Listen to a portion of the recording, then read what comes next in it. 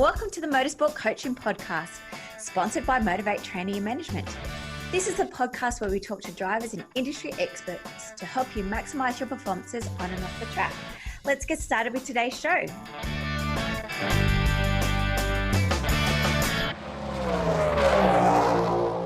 Hi guys, and welcome to episode 65 of the Motorsport Coaching Podcast. I am your host, Belinda Risley, and today I am joined by Darren Roberts from Impact Training Corporation. Darren is a product of Impact Training Corporation, having been trained by them in his own sales career. He has over 25 years of sales and leadership experience. Darren helps individuals and businesses maximize their income and success through the world-class sales, leadership, and communication training. He's a passionate husband and father of 2 teenage kids. Today, guys, we're going to talk about the impact of sales and the relationship that it has with sponsorship. So without a doubt, there's lots of information and some tips and tricks that you're going to get today. So I'd highly recommend that you grab a pen and paper and take down some notes. Of course, all of the show notes are listed here on the Motorsport Coaching Podcast through iTunes, Spotify, or over on our website page, motivatetraining.com.au/podcast. As it is about sponsorship, guys, don't forget we do have a free motorsport sponsorship group on Facebook. Again, the link will be in the show notes if you want to join us. And we're also currently listed a free resource center. So there's some free checklists there when it comes to sponsorship. There's some other templates that you guys can simply download and start to implement within your own business. We also have a sponsorship workshop coming up. This is a live workshop where we actually work with you of getting started. Quite often people don't know where to get started with sponsorship, who to contact, how to contact. These are the things that we go through in a 2-hour workshop. Again, live, we do it through Zoom. This will be happening on April the 4th. So head to the show notes for the link, or otherwise over onto our main Facebook page at Motivate Training. And of course, guys, through this weird, wide world that we're currently living in at the moment, we do have some online resources. We have the career development course, which teaches you through how to establish your brand and work out your values, lots on sponsorship, social media, how to do your own public relations, how to get yourself out there, build up your brand, and then also meet some media training and tips. So again, those notes will be in that link will be in today's notes. If not, head over to our website, motivatetraining.com.au. Let's get started with the show. So hi, Darren, welcome to the show. Thank you. Thank you for inviting me on. I'm very excited to have you as I'm with all of my guests. But today we're going to do something a little bit different that we haven't had here before on the Motorsport Coaching Podcast. And we're actually going to go into a little bit about sales. Now, what is the stigma around that word sales? Why do some people love it and some people hate it? What happened for it to have such a stigma around it? Yeah, I think it's back to what is often called the old school ways of selling. And unfortunately sometimes referred to as the used car salesperson, where the mindset is that if I'm going to win as a salesperson, the customer's got to lose. And I think it's the old school aggressive mindset. And sometimes I present that to a group that I'm training for the first time, and I might say, put your hand up if you're a proud salesperson. And even people that are salespeople or business development managers or whatever their title is, don't put their hands up. But then I say, well, put your hand up if you'd love to communicate with greater value, if you'd love to share your message and have greater followers. And of course, 100% of people put their hand up. And the reality is it's exactly the same thing. I'm sure you've heard us say effective selling is effective communication. So the new way of selling is not someone wins and someone loses. It's to create value and to create a win-win scenario. But sometimes that mindset of the old way of selling is still part of people's thought process. And so before we get a little bit further, Darren, tell us a little about you and how did you get started in sales and what do you love about it? Yeah, I'm a father and husband of father of two teenage kids, not a husband of 2 teenage kids. I'm from Adelaide, so still live in Adelaide, but travel all around Australia and internationally presenting. I started in the fitness industry. So I was personal training, and then I fell in love with the sales and the leadership side of the fitness industry. So through then, and this is my sort of 26 years ago since then, was selling memberships and personal training in the fitness industry, which led to leadership roles and group leadership roles and large leadership roles. And part of that was with Impact Training Corporation. They trained me back in 2002, and I've used all their skills right through. And for the last 7 years, I've been consulting with them. So now I consult to different industries, including the fitness industry, but traditional industries as well. So I love the fact that it is effective communication. So if you can build connections with people, if you can adapt the way that you're communicating, depending on who you're communicating to create greater value, if you can be solutions focused and create positive outcomes for clients and people, well, that's a good human skill, not just the business skill. So that's what I love about it, is that it includes some verbal communication. It very much includes non-verbal communication like body language and behavioral styles and all those sort of things, and includes a lot of psychology and personal development. So the world of sales and business, really brings all those things together. Fantastic. So I'm just writing 1,000 notes here, so don't worry about me. So you mentioned the word like effective communications. What does that mean for you? Yeah, so it means communicating in a manner where the person that's taking on the information or listening to the information receives that in a manner that they like to receive information in. Mm-hmm. So it's not just vomiting out your spiel and doing it 100 times a day. It's determining, how does this person speak? Are they fast speak? Are they slow speak? Are they high tonality, low tonality? Do they have lots of hand gestures? Do they have no hand gestures? And finding that out and delivering your message in a manner that they take on the information as effectively as possible. And that creates that value.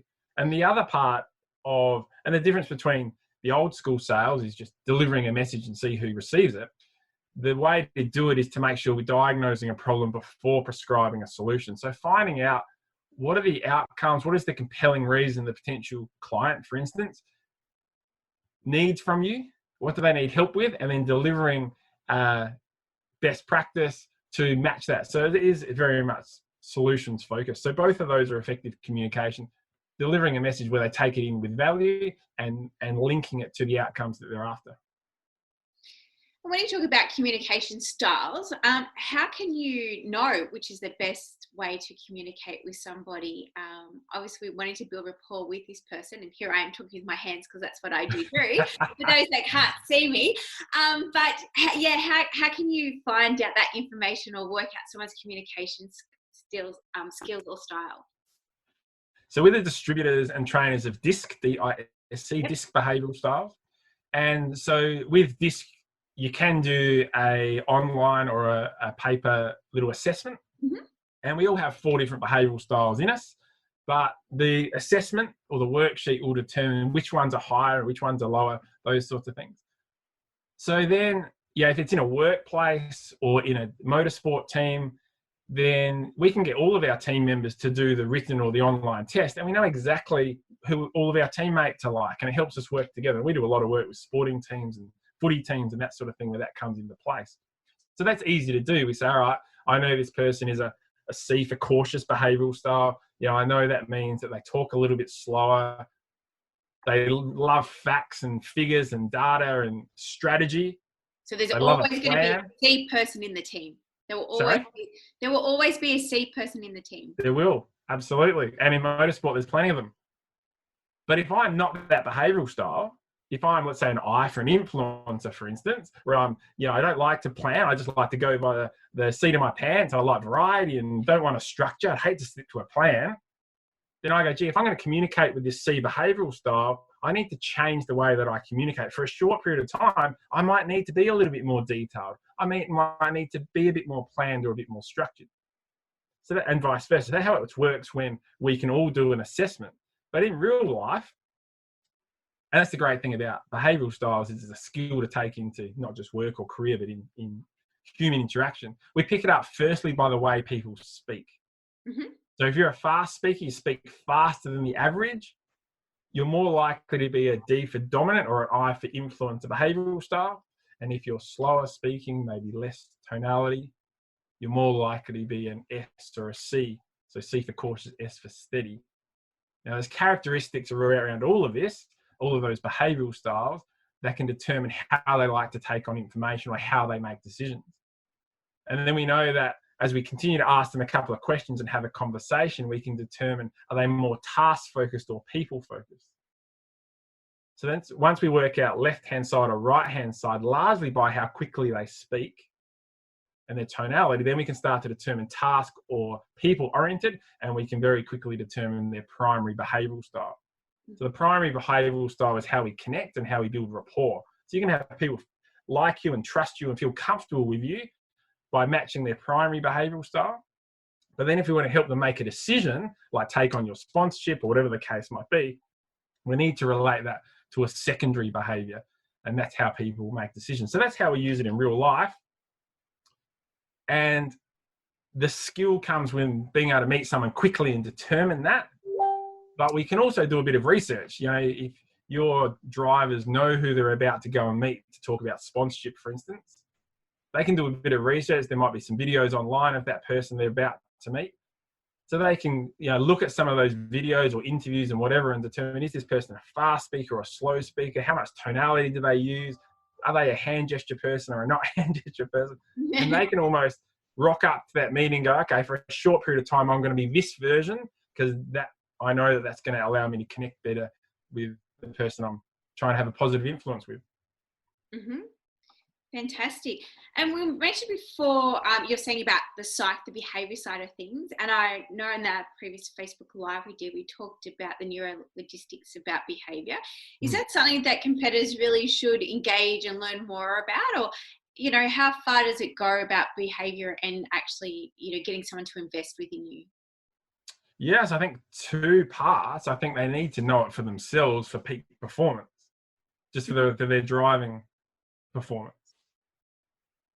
They need to know, what do they do when they perform at their best? What are their habits? What was their mindset? What were they thinking? What was their warm-up routine? And maybe when they make a mistake or something goes wrong, was that different? Did they do something different? So they need to know their own neuro-linguistic programming and what makes them tick to go, how do I put myself in the best peak performance state? Mm-hmm.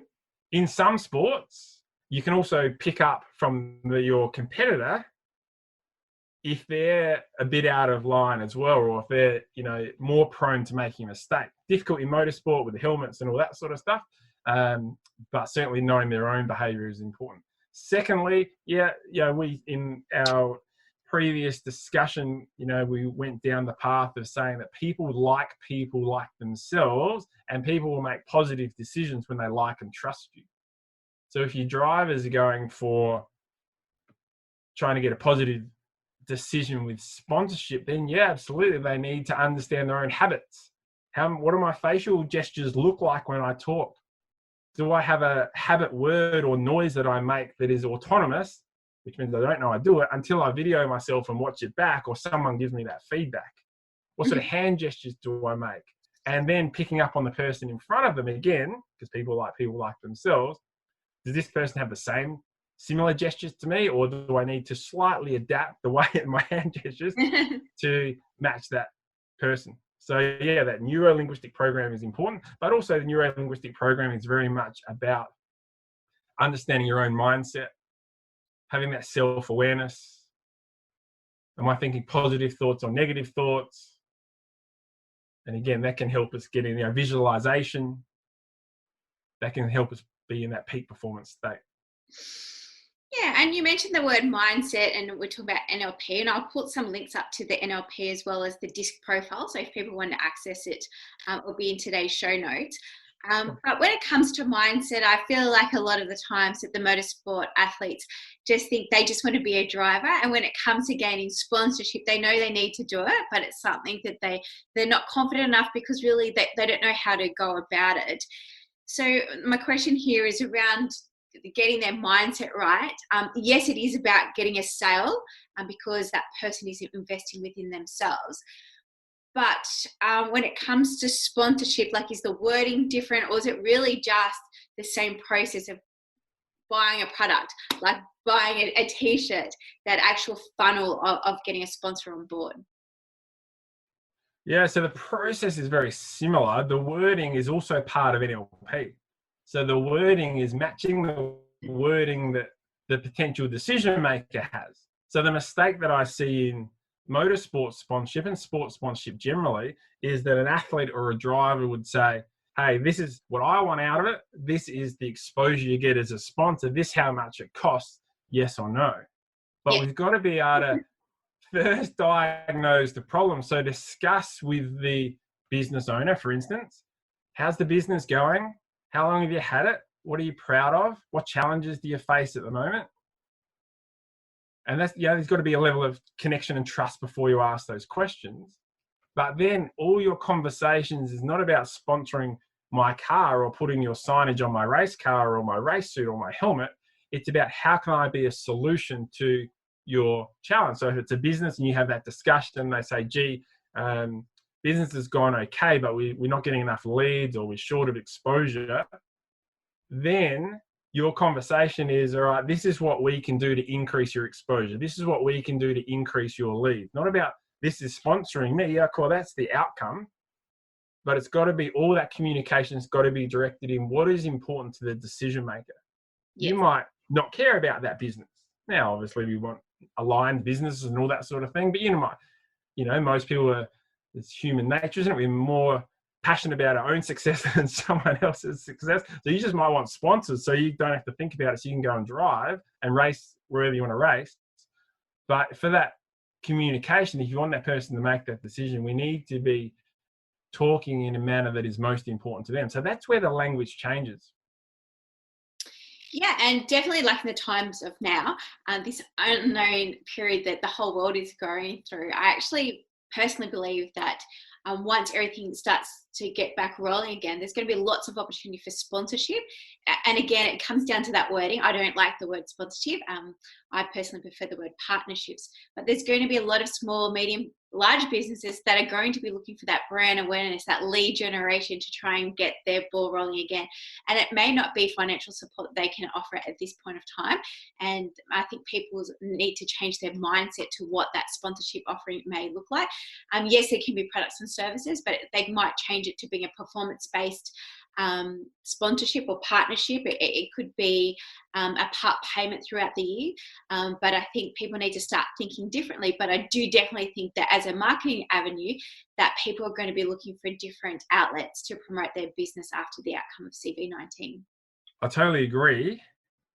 And I'll add to that with maybe not waiting till it is over. So your drivers right now aren't racing. They probably have more time than most to do some marketing and go and speak to business owners and those sorts of things. And the flip side of that is many business owners have a much greater demand to do things differently than they did even 3 days ago. Correct. And they're also potentially now are sitting at home just looking at emails. They're not actually doing their busyness day-to-day tasks that the business would require from them. So as far as trying to get their attention, again, if you can come across being quite unique, you are aligned with that business values, and you can showcase and show clause that you are different and that you're actually wanting to help the business and not so much just get their name on their car, that Exactly they right. give you a lot more value and a lot more attention right now. That's true. And that's the difference, Belinda. If we're just waiting for a signage on a car, well, the car needs to be on the track to get that exposure. But if that partnership means that you're promoting them on social media, you're doing videos from their business, whatever is appropriate, then you can promote them right now, which means they need to pay right now, and they'll be getting those leads in and that extra exposure. So the opportunity is there right now for maybe your drivers to do what is less comfortable for them, and they might have some extra time to do that because there's an increased demand for business people to get greater exposure and different types of exposure. You might have a restaurant that they were trying to get sponsorship with, or the restaurant can't serve anymore. Maybe they can do takeaway, which is an online service. So for them to partner with you to promote them to the local communities and that sort of stuff from a takeaway perspective might be exactly what they need right now. Yeah, and funnily enough, I actually just have some points here that I'm about to do a Facebook Live later tonight on the sponsorship page. So ironically, I'll go through a few ideas. Of course, this space of what the world is looking like, and especially Australia, if we're going down to lockdown, is changing every day. But give or take that some places are still open. I was just putting some benefits and services that the drivers could potentially offer their sponsors right now. So I've got things here like ring sponsors and ask, how can you help them? Just ring and ask the question. Maybe you could bring the card down for a show or advertise a meet and greet. I don't think there's going to be many product or store launches at the moment, but definitely like you're saying with that home delivery, like how cool would it be if like you're a supercar driver or a race car driver and you like got a home delivery from Menulog from your sponsor of being, Zambreros or your local cafe, and then all of a sudden you've got like a driver at your door delivering that. So that would be pretty cool. Absolutely. You could take over their social media accounts for a Q&A. And like at any time, you could maybe do a day in a life of what you're doing off track now, especially for those full-time drivers or those that are more professional. So some of the conferences are going online. So if speaking is your thing, you may want to offer to do a talk at an online conference, so again, for your sponsors or something that's valued aligned with yourself. What else have I got? You can give them content to use for their social media pages. So whether it's product placements, where it's videos, I've got things here about writing up testimonials for them. So whether it's online, so Facebook reviews, Google My Business, on Menulog, TripAdvisor, on their website, depending on what industry their business is, find their main testimonial requirements and ask them again, where can I place a product, a review for you? Or better still, do a video. If you use that service, like for personal training that's now non-existent, when they come back up again, they'll be wanting some sort of testimonial. Absolutely. And there's heaps of stuff. I've said if they aren't as busy as usual, they could practice their media skills and possibly do a video interview with them about their business, what they are, what they do, who do they serve, that both of you can use this as content. And it could just be something like this that we're doing on Zoom today that people can't see. But it also could be like a Facebook Live that the guys could use. There's heaps of stuff anyway that I'll put it on the Motorsport Absolutely. Love page. But anyway, that were just a few ideas. We started going down that thing, but there's things that I've got about another 20 there that we could go. I think there's two parts there. I think one is to look after your own partners that you currently have, sponsors, and that sort of thing that you already have, because some of them will be looking at cutting costs. So you need to provide maximum value to them. And if that's going above and beyond like the things that you said, even above and beyond what you initially agreed to, then that will maintain their sponsorship largely. But it also gives you an opportunity when you go to new sponsors to say, look, here are some examples of things we do for our partners. Yes. And this is the exposure that they get for it, which of course is going to give you greater opportunity if people seeing value in what you do. Yeah, and exactly that's why one of the points we're saying is about promoting them on their social media pages, getting that cross promotion with their like taking over their social media pages so they can see exactly what kind of value that you can bring in. And again, like getting those testimonials are beneficial, probably more so for the motorsport competitor as well, because at the end of the day, that sponsor will therefore give that motorsport athlete a testimonial as well as what it's been like to work with them. And I always say to all the athletes, when a partnership dissolves, that makes sure that you, like any business, you get a character reference, and in this case, you get a testimonial as well. So other sponsors can know what it's like to work with you, what kind of experience that you can offer and how you can go over and above. Absolutely. Love it. Totally agree. Now, we did mention about cold calling, Darren. So that has that stigma again that goes with the sales thing. What's your impression on cold calling, and do you think there's a place in it for sponsorship? Yes, there is. It's not ideal. There's plenty of other ways to do it before doing that. But if you're at the end of your tether and you haven't got any lead opportunities, then yes, you need to do. Even in business, I encourage people not to cold call individuals, but I certainly encourage people to cold call businesses. So your drivers are going to businesses to get sponsorships. So absolutely. Now, the way to do that, because often you need to get through a gatekeeper, receptionist, or wherever it might be, is to do some research. Find out the name of the decision maker. Don't just ring up and say, can I speak to the owner, please? Because it shows you don't know who that person is. So it might be a two-step process. You ring a receptionist, for instance, or if you can look them up online, even better, so you know that person's name, and say who you are, not what it's about. But let's say Belinda answers the phone. We say, oh, hi, Belinda, it's Darren. I'm just wanting to speak to Jeff, please. If we know that Jeff is the owner. So it sounds like there's some familiarity there. We're not lying to anyone, but it sounds like there's some familiarity there, which you're more likely to get through. Yeah. Or you might make it just a first phone call and say, oh, Belinda, can you tell me, I've just got a gift to send to your owner. Can you tell me what their name is? Then you get your name, then you might send them a message or an email introducing yourself. So I'm going to give you a call tomorrow. This is my number. Then when you ring Belinda again, you say, Belinda, it's Darren. I'm just ringing to speak to Jeff. And the receptionist will say, was Jeff expecting your call? And you will say, yes. Yes. Because you emailed Jeff yesterday saying, I'll give you a call today. So just these little small steps will help you to get through that process. But then it's a matter of very quickly, and maybe it's sometimes called an elevator pitch, but very quickly talking about what value you can bring to a business. And I remember I said in our previous conversation, we said, pick an industry. And let's say we spoke about restaurants before. Let's say it's restaurants in a certain area. And so when you get to speak to the decision maker, you say, listen, I understand that restaurants in the local area are going through a challenging time at the moment. I'm speaking to all the local restaurants to see who I can promote and who we can partner with to increase their sales. And I'd love to chat to you to do that. So they know you're going to speak to everyone, which means if they also know if they say no to this meeting, you're going to go and speak to someone else. So it increases the likelihood of them wanting to speak to you.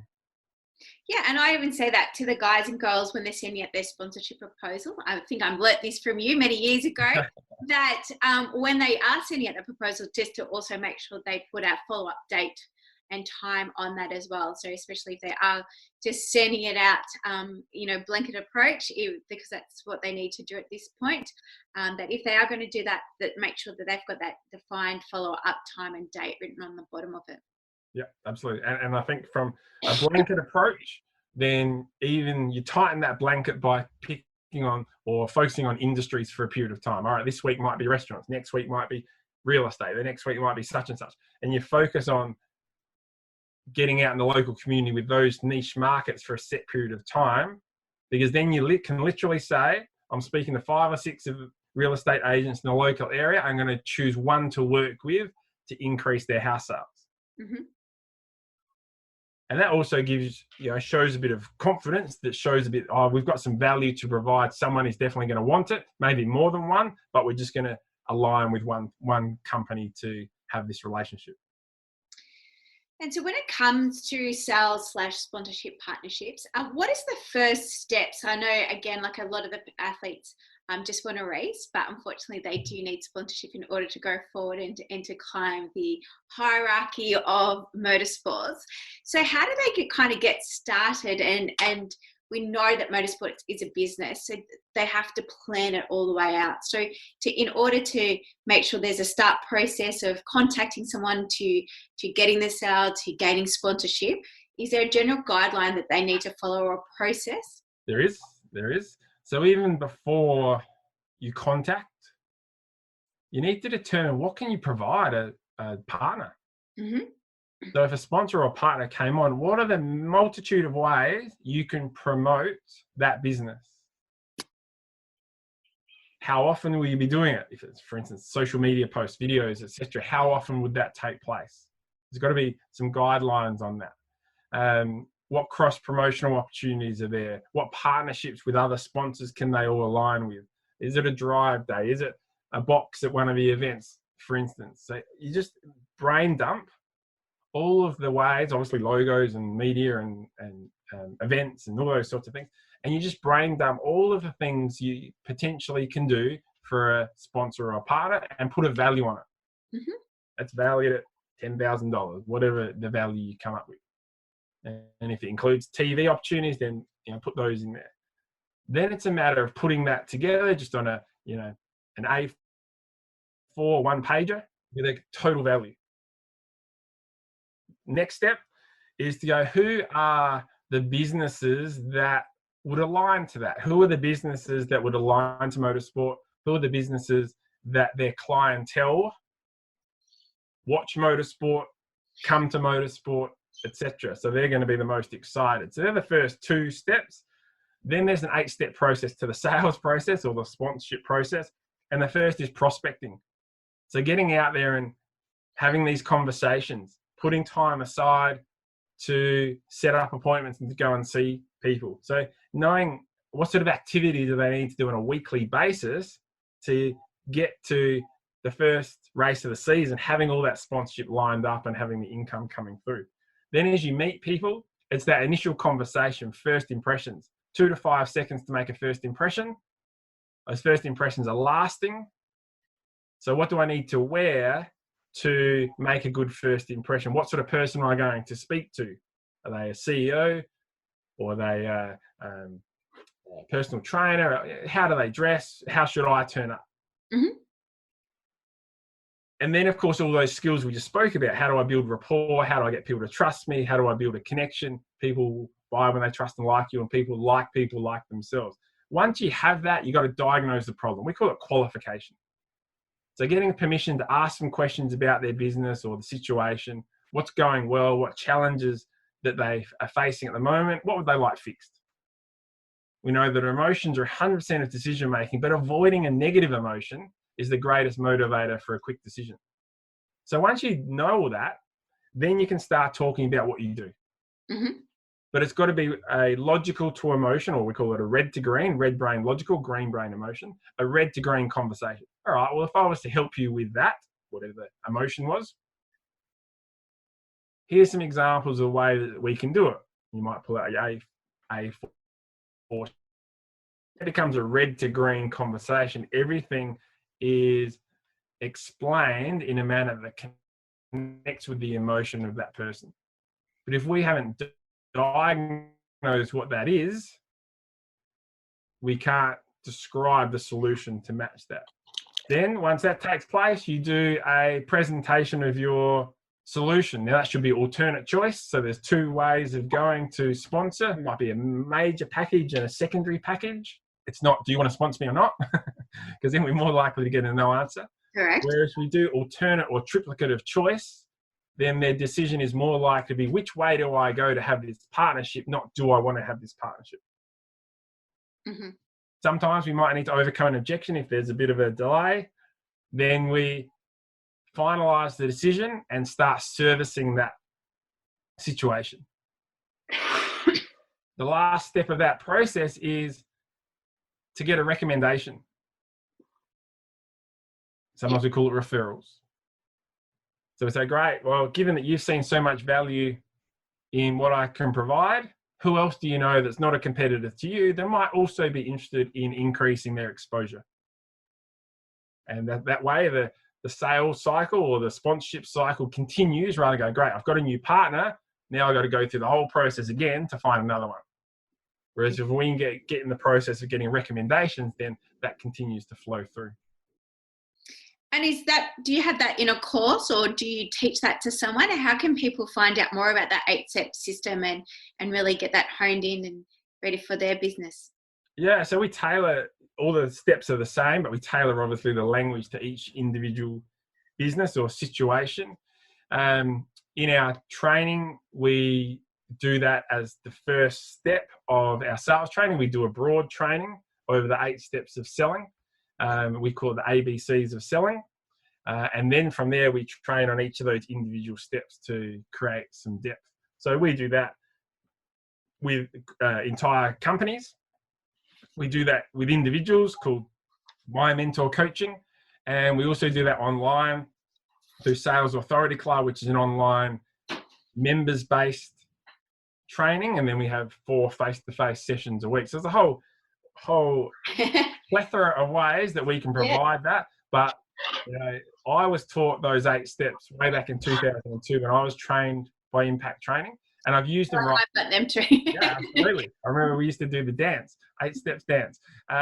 Obviously, things change over time, and we tweak it and tailor it, but the actual steps themselves are exactly the same. But what most people miss is the first 3. Most people don't build trust. They don't build a connection. They don't know how many people they need to go and speak to get where they want to go. And they certainly don't diagnose a problem and spend the time finding out about the potential partner first. They just go in, hi, here I am. Here's my sponsorship package. Do you want it or not? No, thanks. All right, next one. And then they feel a bit of rejection. They don't want to go into the next phone call, the next place, because they're scared it's going to happen again, and they give up on it. So those first 3, in fact, the qualification, which is to find out all about the other person's needs first, that's 80% of the success of that sponsorship sales process, and it's what most people miss. So the good news for your crew is that when they do it, and there's a little communication sequence we teach that helps to do that, then they're going to be far away ahead of any other drivers, and potential partners will see great value in being associated with them.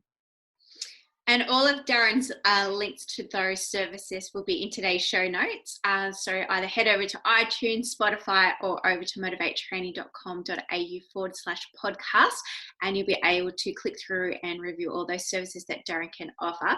Before I let you go, Darren, I know one of the biggest things that we have is getting, what do I do when I get no? So the overcoming objections.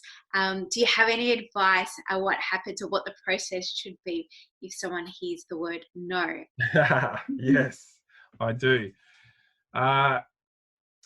It's funny, most people just give up. Correct. And I often use airline analogy for this. I spend plenty of time on flights, as many of your drivers would do. And the flight attendant, when they deliver the coffee, they ask 100% of people whether they like coffee. Would you like coffee? Would you like coffee? Would you like coffee? They don't say, oh, you look like you've had too much coffee. You look like you don't like coffee. They don't say that. They just offer everyone. And if someone says yes, no, or are rude to them or not rude to them, they just continue on. I've never seen a flight attendant fall to the ground and go, oh my goodness, this person said no to me. I'm never asking anyone for coffee again. They just keep going. Coffee, coffee, coffee, coffee. That's true. Which is the mindset first that we need. A no is a no. Okay, if it's a no, we'll try and overcome it. But if it's a no, we just learn from it, move on to the next one. We're closer to a yes response. Is there a difference between a soft no and a hard no? There is. There's an absolutely no. I hate motorsport. I never want to be associated with it. Listen, it sounds a bit expensive. I want to think about it, or I'm not sure if it's the right fit for me. There's certainly different no's there. So firstly, not to be afraid of it. The second thing is to be open just to discussing it through. So you don't want to rush into a solution. You want to acknowledge their response. If it's, I need to think about it, or I'm not sure, or it's a bit more expensive than I thought, I'm not sure if I'll get the results that I want from it, then just acknowledge that. Repeat it back, summarize what they've said, and empathize with them. Listen, I totally understand if you're going to make this decision to partner, then obviously you're going to want to be sure of the outcomes that you're after. But then we can use some strategies, and the mindset is, let's just see if we can talk it through. So you go back to what's important to them. You go back to the green brace. Okay, well, listen, I know that you said that you do enjoy motorsport. You've had an interest in it before.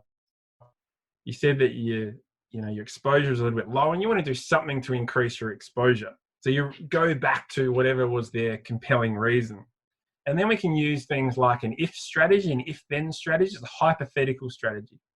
So if there was a way that I could give you greater confidence in the outcomes that we talk about, will be our partnership. So it's a hypothetical question. Now, if they say, no, I don't care what you present to me, I'm not going to do it, then we say, all right, great talking to you. Hopefully we meet again. If they say, oh, yeah, well, if you can give me a bit of a more security that what you're talking about can take place, will take place, then yeah, I'd be absolutely, I just want a bit more security. Maybe they're a C behavioral style, they want those facts. And that means, all right, what do you need to do?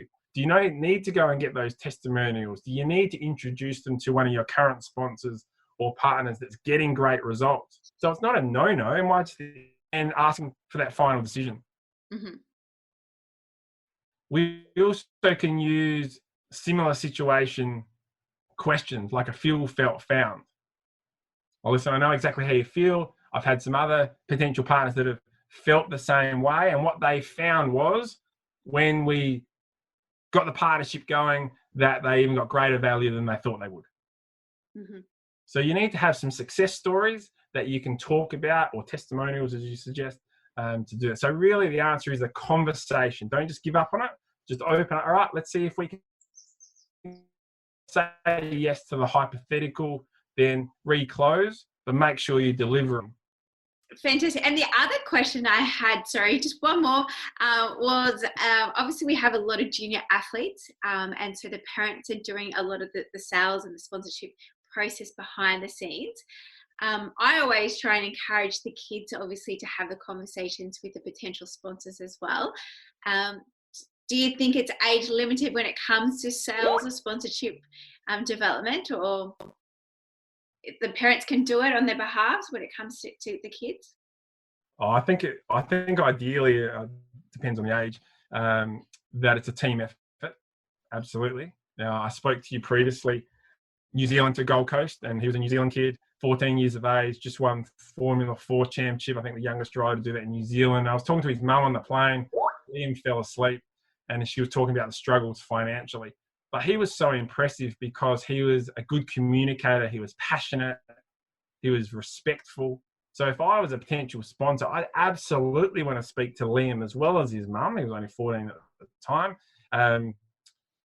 because I can see what he can do in front of a camera. I can see what he can talk about on social media. So, yeah, I think the driver needs to be involved. Yeah, so yeah, I agree 100%. It is a team effort, but I believe, like you keep saying, that people invest within people. So regardless of their age, they still need to be present, if not actually drive that process a little bit more, so they know exactly what's happening behind the scenes as well. Because at the end of the day, that's who the sponsor is investing in. So whether they're 8, 18, 28, 38, people want to know who they're investing within. Thanks very much for joining me today. I feel like we could have had another whole episode to go down through sales automation, what happens after you actually get a sponsor, but we could have another episode in a couple more weeks and go along those lines. But I really appreciate you gave us lots of tips today. And again, all of Darren's details, the information about the DISC, NLP training, Darren's courses will be in today's show notes. And of course, Darren's personal details from LinkedIn, that you can connect with him, and I'm no doubt you'll be happy to answer any questions. Absolutely. Very happy to do that. Fantastic. Well, thank you very much again, Darren, for joining us, and I'll speak to you soon. My pleasure. Thanks, Belinda. Well, thanks everyone for listening to this week's show. I really hope you enjoyed that one as much as I did. Now, remember, all the show notes with the links and the specials mentioned in today's show are available over at motivatetraining.com.au. If you haven't already, I'd really appreciate it if you could head to iTunes or Stitcher, type in Motorsport Coaching, subscribe, and leave us a review. Each week, I'll read them out, and you'll go into a monthly draw to win a fantastic prize. If you have any questions or comments, please email us at motivatetraining.com.au or head over to our Facebook page at Motivate to Tea. Until next time, take care.